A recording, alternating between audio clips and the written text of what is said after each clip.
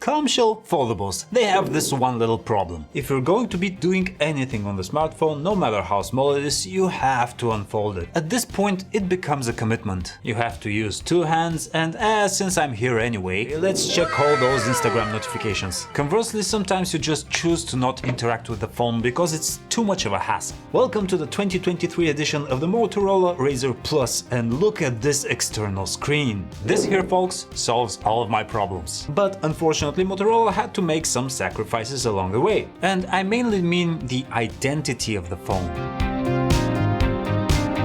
The first of these new age Motorola Razr devices had the design of the old school Razr flip phones from the early 2000s, and it had its issues, but it was awesome in a way. The second Razr kind of stripped some of those distinct design elements, but still had some bevels to give it that aggressive techie look that the Razrs were known for. And now we have this rounded soft slab that looks kind of bland, but it is the most functional design so far, so I can't really fault it. Okay, look at this external display. It goes all around the top flap and even the main cameras. It looks awesome no matter if it's currently on or off. It's a 3.6-inch screen with an almost square aspect ratio. You can use this to follow chats, see where your food delivery is at, use maps navigation, stay in video conference calls, and yes, play games. And it makes all of the difference between should I check my phone now or just put it off and deal with it later. As for opening the phone, we have this hinge that doesn't feel very firm. As you can see, it's not as tight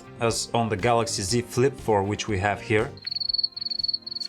But again, that was a compromise that was made, because when you open it fully, that crease through the middle is pretty shallow and less noticeable than on the Galaxy. And when it's fully closed, this is actually closed with no gaps in the middle. You know, I really hate it when I can't customize my home screen. I'm a one home screen type of guy. I want to see everything all at once.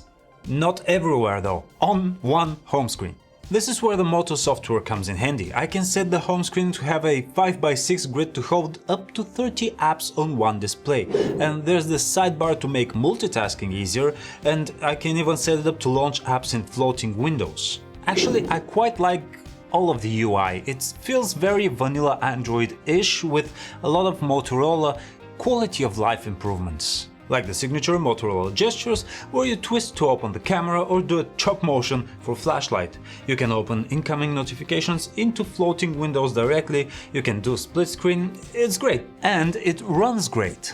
The processor inside is a Qualcomm Snapdragon 8 Gen 1, so that's last year's best, but Motorola did something to it. If you look at our benchmark results, the Razr Plus 2023 is benching much better than last year's Galaxy Z Flip 4, even though the Flip 4 had the Snapdragon 8 Plus Gen 1. So it looks pretty good.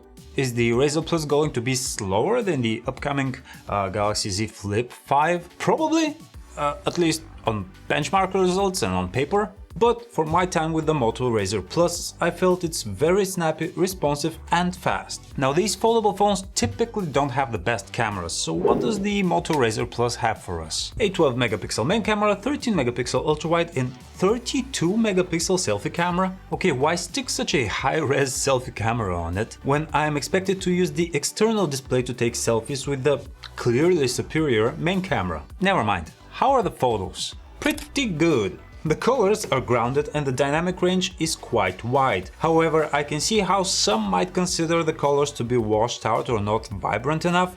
The post-processing adds an interesting looking cast, making photos look a bit more dramatic or epic than they should. All of that is quite good, and my only complaint is the sharpening. Fine details just look weird when you zoom in due to some aggressive over-tuning.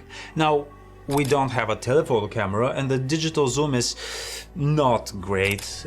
This also means you can only do portrait mode photos in wide-angle format, which I'm not a fan of. The ultra-wide camera is not as wide as a Galaxy Flips, but it's fine. Again, grounded colors, dramatic contrast, nice dynamics. All in all, I think you will be pleased with these cameras, whether you're looking to take casual memorabilia or want to get down in the grass and take some kind of epic photo. After all of this, we finally get to talk about the battery. And you know, these flip phones don't have a lot of room for a cell. The one in the Moto Razr Plus is rated 3800 mAh, and I cannot fathom how it manages to keep the lights on for as long as it does. In our benchmark tests, 10 hours of web browsing, 12 hours of video streaming. Oh, that is great. Just don't game on it too much, that'll melt it. But otherwise, very respectable.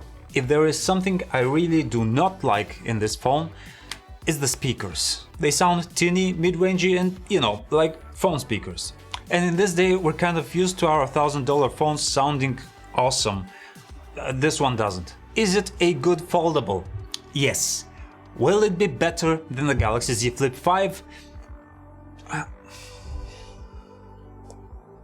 Thanks. Bye.